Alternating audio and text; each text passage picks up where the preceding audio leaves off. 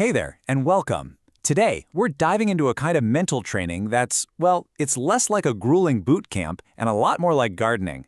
We're going to explore a really practical, timeless method for cultivating your mind, treating it not as something you have to wrestle into submission, but as something beautiful, alive, and full of potential.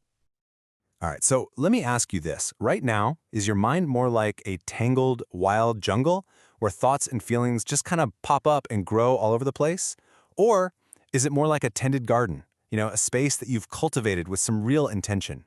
And look, this isn't just some poetic question. It's actually the key to a powerful skill for shaping our entire inner world. Okay, so the fancy original name for this practice is Aṅguttara Sammappadhāna. It's a phrase from Pali, which is the language of the oldest Buddhist texts, and it basically translates to the 4 right exertions. You can really think of it as the original instruction manual for mental gardening. So, what does this mental gardening actually look like?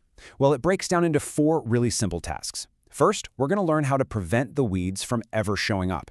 Then, what to do with the ones that have already sprouted. After that, we get to the fun part, planting the flowers. And finally, we'll cover how to nurture them so they can really blossom. It's a beautifully simple and practical path. Let's get into it. All right, let's get our hands dirty. First up, task number 1, preventing the weeds. This is all about being proactive, getting ahead of any problems before they even have a chance to start. So, the original text describes this first step as generating the will and the energy for the non-arising of unwholesome states that have not yet arisen. Now, what's really important here is how active that language is. You see, it's not about just sitting back and passively hoping bad thoughts don't pop up. It's a conscious, energetic decision to not let them in. And that brings us right back to our garden, right? It's like you see a little weed seed on the ground. Maybe it's a flicker of irritation or a hint of jealousy, and you simply make the choice not to water it. You don't give it your focus, you don't give it your energy, so it never even gets the chance to sprout. But let's be real, we're not perfect. Some weeds are going to sprout. It's inevitable. So what do we do about the ones that are already there, growing in the garden? Well, that brings us to our second task.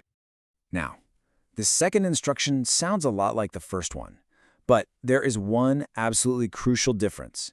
This is the effort we make for the abandoning of unwholesome states that have already arisen. It's that same energy, that same will, but this time, the goal is removal. It's really as simple as this. You see a weed, you pull it out.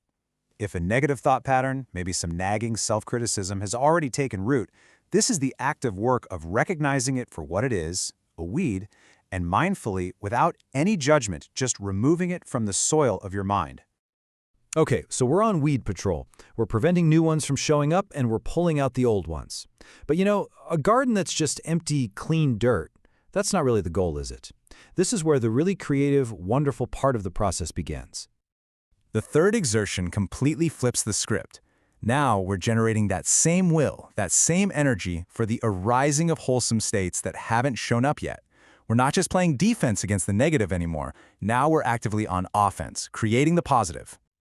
This is where you get to be the landscape artist of your own mind.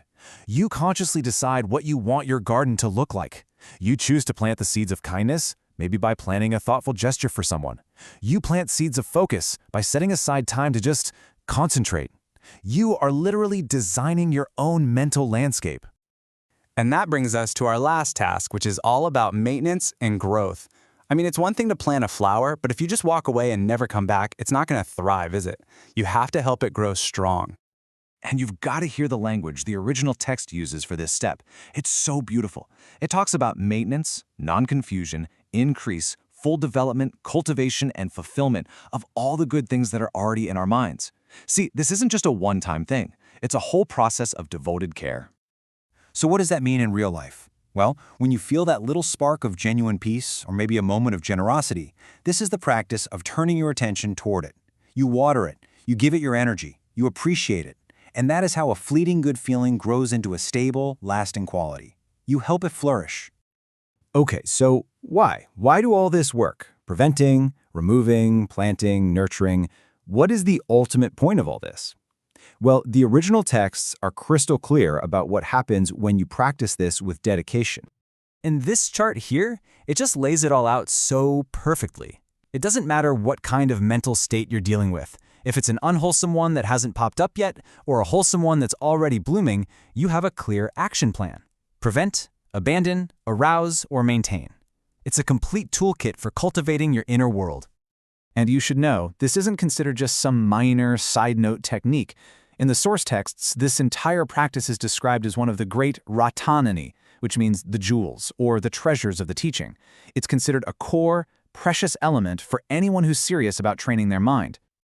So what's the ultimate payoff for all this gardening? Why do we polish this jewel? The texts say the goal is Aṅguttara Vimutti. It translates to supreme, unexcelled liberation. Just think about that. It points to a profound, stable inner freedom, a mind that is clear, resilient, and beautiful, a garden in full bloom. So all of this ancient, incredibly practical wisdom, it all comes down to you, right here, right now. The tools are in your hands.